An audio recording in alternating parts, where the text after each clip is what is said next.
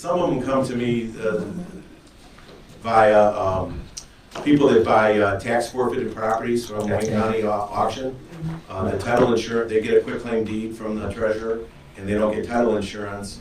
And so we have to do a FOIA. When people call me about that, I say, well, have you done a FOIA request? No, what's that? And I explain, you go online, you get the FOIA request. Then I review the FOIA request, then I do a full chain of title search, and determine whether or not, now the title company that I'm affiliated now, I should throw this out there, people think that you can't buy tax reverted property and get title insurance without acquiring title. It's not true. We can insure, provided that the person that bought the property didn't lease it back to the prior taxpayer and has owned the property from the auction for at least 2 years. And then, of course, provided that everyone that should have been served with the notice of the tax forfeiture were not necessarily in fact served. It's unlike civil litigation where you actually have to serve the people. You just, in the tax world, you just have to attempt to serve. Just, you send a certified letter and they don't pick it up or reject it, that's service. You drop it in the mail, that's service. So posting, you post it on the property, that's service. Unlike in civil litigation, you really, you have to get an order of substituted service, and you can't find the guy. I'm going through that right now with the guy. This poor couple came to me. They paid the man. He kept giving him a sob story. I mean, they're supposed to be paid in stages, right? They're building an addition on their house. So they paid him $47,000. He put up one wall. Now he skipped town. We can't find him. They're out $47,000. So, in those kind of scenarios, I said, geez, if you'd come to me, we would put your money in escrow. We would have doled it out. You have to bring in sworn statements and waivers. Have inspections as to the percentage of completion. That's what banks do.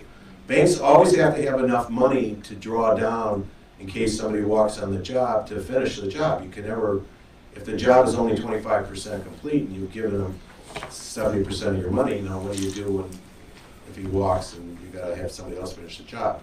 So that's how banks look at it too. So yeah, so quiet titles would be in the tax forfeiture area. How about a lot of people in Detroit? They die without a will and never probate the estate. So sometimes I can avoid quiet title by doing a probate. So you can get a probate order putting the estate in title. So each case stands on its own facts. But I've done a lot of quiet titles, and the amazing thing about a quiet title is even though there's no opposition, 9 times out of 10, that but you got to make all this attempted services, and you got to wait 21 days for this and 21 days for that. It takes time. So if you're waiting to close a deal, you might wait, and you're waiting for the quiet title. It could take 6 months, 8 months. So what I recommend, if it's clear that you're going to get it, I recommend that the buyer take the exception. I call it an acceptable exception. But it's still incumbent upon the seller to go out and do the quiet title post-closing. So at least you get you close, the buyer gets title insurance, he's just got an exception in there, Joe Blow. So you got to get rid of Joe Blow with the quiet title action. Yeah. So this has happened to more than one person in this room. I'll let the other person, if they want to say it happened to them. So I'm a lead generator, and I find a good deal on a house, and I give it to my partner who goes out, ties the house up wholesaler, right, and then we find a buyer, and it closes at a title company. Everything's great. We charge $10,000 assignment fee. Right. After the fact, it turns out that the person that sold the house didn't own the house. The I person just did one for Mike Hagan. You know Mike? Yeah, I know. You know Mike? The Russian guy, he's nice. Yeah. Yeah. He's the one that got me involved with. I know what house it was. I think I sold it. On purpose. I think I said. Yeah. So now. Well, that's a clear title insurance claim. Well, I got his check like in 3 weeks. That's wonderful, but now we're the wholesaler, and that same guy that we sold it to that has been frauded, now he wants his $10,000 back. All the 10 that we had grand. paid. So my question is, can I get title insurance for my 10 grand? No. No? No. Some title companies allow you to do that if you have it in the purchase agreement a certain way that, so if I get it under contract for 40,000 and I'm making 10, they could provide They're pre-insured for 50. yeah, you could get the title insurance, but you gotta do it a certain way, you gotta request it, and it costs a little more, not much, but it's, I think it's worth it, you know, just to be on the safe side. Right.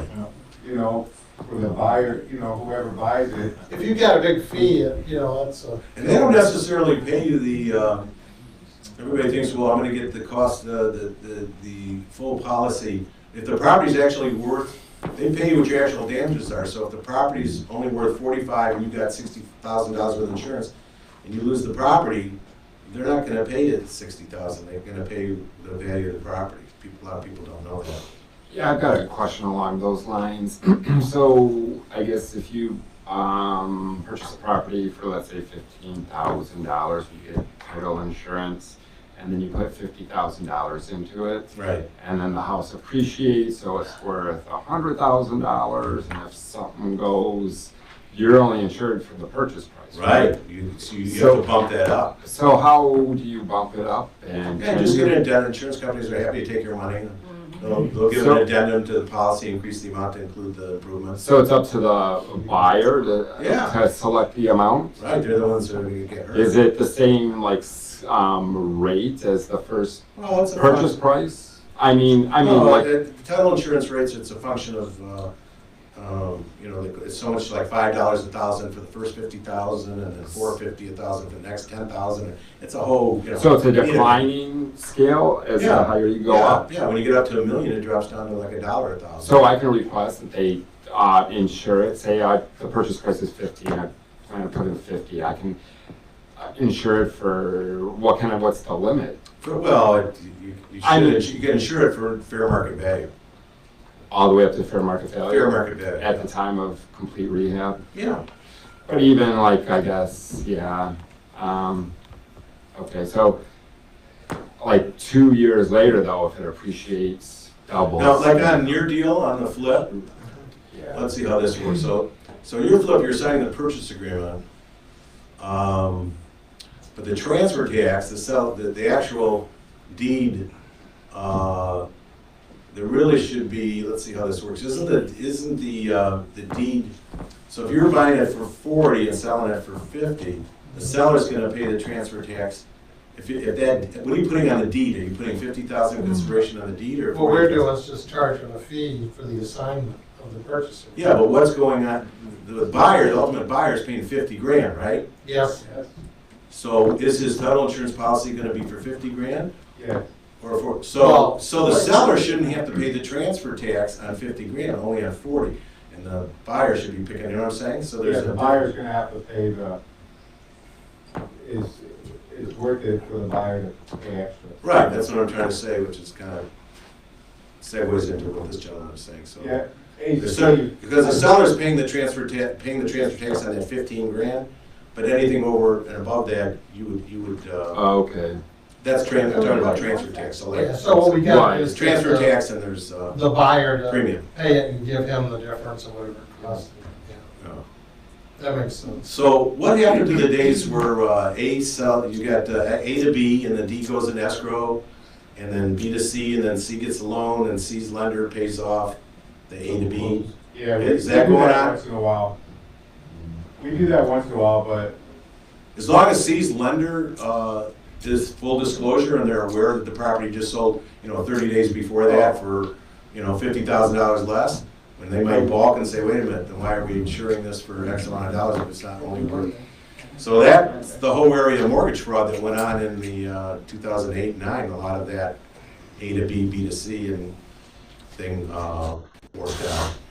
well, we're doing more double closing. If we don't assign it, at the same day, we'll do A to B and get transactional funding to close it. Yeah, like a hard money lender for the short term. Exactly. For 10 minutes and then Yeah, we go and do the yeah. B to C. Yeah, we had a case that blew up on me when I had my title company. And I don't mind saying it because I know he's a big celebrity. Does anybody know Lomas Brown? Yeah, All right, so Lomas Brown, I mean, he sold his house to John Holmes, not the movie star, for $5 million.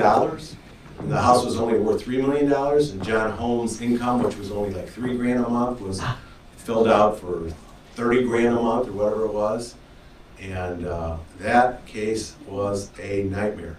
And went all the way to the Michigan Supreme Court. The lender, Bank of America, and the title company were fighting the underwriter. And Lomas Brown, you know, talk about celebrity status and how, you know, in today's world and how these celebrities getting away with stuff. His name doesn't appear anywhere. It's not mentioned anywhere as a wrongdoer. He had to know his trainer can't afford to buy a $3 million house and that sold for $5 million. So it was overappraised. His earnings were screwed up. So there's a lot of ugly stuff that went on back in those days. But He has stated income. It's back. He has stated income numbers. yeah, back then the lenders, as long as you could, you know, frost a mirror, they'd make you a loan, right? Yeah. Okay. Any other issues? Yeah. I got a question regarding the foreclosure, about getting a redemption deed from the owner. Are you familiar? You mean during with- their? Yeah, I've got one of those right now in Charlotte County. It was $1 million home. During the redemption period, my guy bought at the sheriff's sale. It's really a convoluted deal. There was a first mortgage and a second mortgage. He didn't know there were two mortgages, so he went out there to bid on the first mortgage, and he was actually bidding on the second mortgage, which was already wiped out by the first mortgage. But then he got stuck for $120,001. He bid $1 more than the credit bid. And then 2 weeks later, he went and bought the first mortgage for $1 million.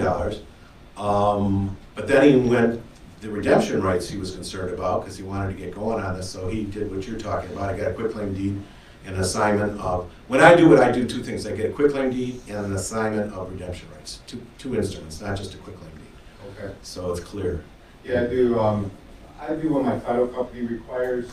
It's like a quitclaim deed, a redemption deed type of deal. Yeah. And there's like 5 other documents that they want them to sign that probably explains a lot of that, you know, that what they're doing and things like that. Right. That they've had legal advice and. Yeah. But let's say an investor buys it at the auction for $1 over. You're talking about tax auction? Foreclosure auction. You mean Mortgage sheriff's auction. sale on Yeah. a mortgage? Yeah. That's not an auction. That's a. Yeah, well. Unless you're talking about an auction company. No, I'm talking about the weekly auction. I go to it Sheriff's every week. He's going to the actual sheriff's I sale go in to the the county. sheriff's sale. Yeah, I never think of that in terms of an auction. I just sheriff's sale. Okay, go ahead. Okay, yeah, well, they auction the properties off, but anyway, so an investor buys it for $1 over, It's a bit, yeah, and credit bid. there's a 6-month redemption period. I'm already talking to the owner, and I offer him money to get the deed, okay? Right, keys for, cash for keys. Cash for keys type deal. Yeah, So the investor, there's a designee fee that they do, an affidavit of purchaser, where this one investor is charging $3,500 to, if I had to go pay him off, you know, to do a payoff.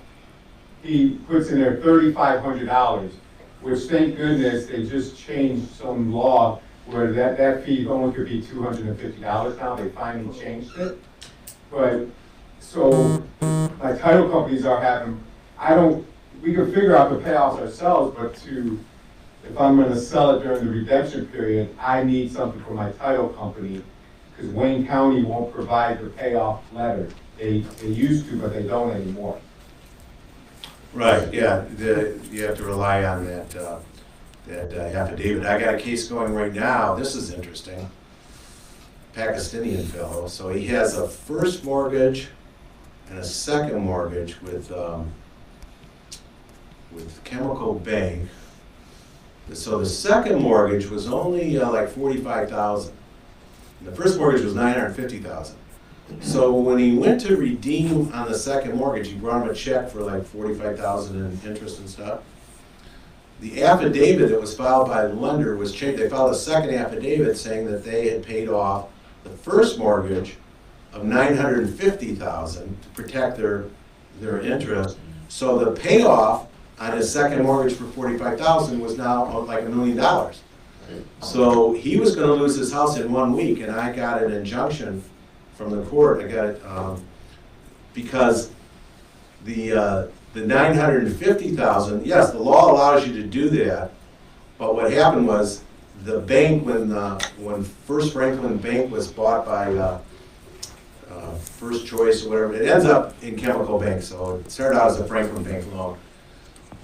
So he had a construction loan that converted to a permanent loan, so his interest rate dropped from like 12.75% down to like 4%. And he was making payments of like $2,000 a month on his interest-only loan. And then when Chemical Bank took over, they treated it like it was a construction loan.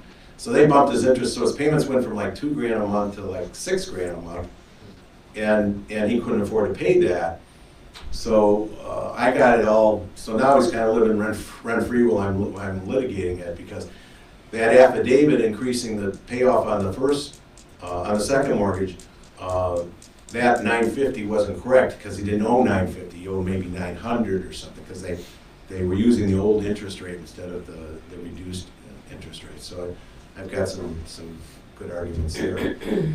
But and again, it's expensive litigation. But he's living there rent free because he's not paying any mortgage payments of $5,000 to $6,000 a month while this is going on. Maybe you have to catch up with it later, but maybe they'll refinance him at 2% rate or something to give him a deal. I don't know how that's going to shake out. Tune in later. I'll let you know what happens. Okay. Anything else? What's the latest on land contracts now? What about land contracts? How we can do them? You know, they changed the rules, but we can't do them, flip and flop in a few different ways. So I just don't know the most recent. I did on a land contract today, and I don't know if you ever heard of the expression on which I used in this case that I just told you about the Pakistani fellow. The law abhors the clogging of the equity of redemption. So what happened in that case is he was waiting for them to foreclose on his first mortgage because he needed time to get his FICO score up and everything. So they kind of did an end run and didn't have to foreclose on the first mortgage because they bought it and tacked it onto his second mortgage. Okay? So what I did today is a guy selling on land contract, and he's worried about how long it's going to take before he can get possession back if the guy defaults on a land contract. So I did something that's probably clogging the equity of redemption. I did what's known as a quitclaim deed in lieu of forfeiture. And I did an assignment of the land contract purchaser's interest back to the seller, and that's being held in escrow. So if he defaults on his land contract, I'm authorized to do that and avoid summary proceedings for. But and I told my client this. I said if he challenges it, a judge might set it aside. But if no one complains and you do that, and fine, you don't have to go through the summary disposition to summary proceedings to get rid of a land contract vendee that defaults. I don't know if that answers your question.